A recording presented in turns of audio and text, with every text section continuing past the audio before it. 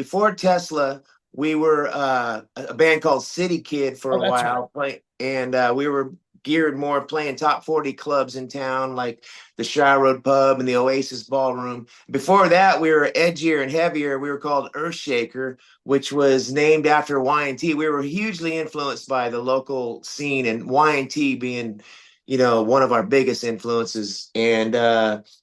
But we were Brian and I met each other in 1981, and he and I stuck together and had Earthshaker, and then we couldn't get many gigs as Earthshaker, we're trying to climb up the ladder.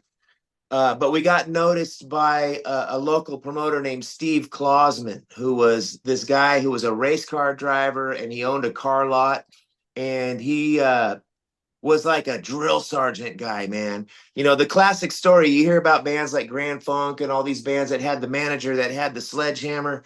That's what Steve Clausman was. And he was up in Auburn, California, and he managed four other bands. But he really liked us and our attitude and our drive, because there was nothing going to stop Brian Wheat and myself from getting out of the ghetto.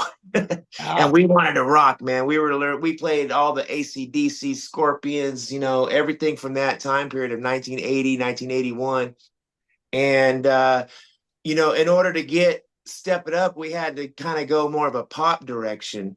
And that's why we changed our name to City Kid. And we played the clubs. We went to Boise, Idaho. We went to LA as City Kid, but we didn't really like the direction of that. And then when we met Ronnie Montrose in 1984, I want to say, or 83, is that uh, Gamma? he was doing Gamma, and he was really into producing young bands. And Ronnie Montrose would come up to Sacramento and discover young bands. There was another band called The Boys that he was producing.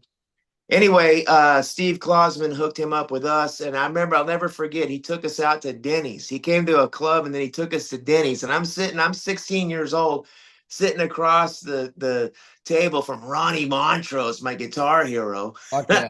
Fuck yeah. And he told us advice. He said, "You guys got to write some songs that have balls.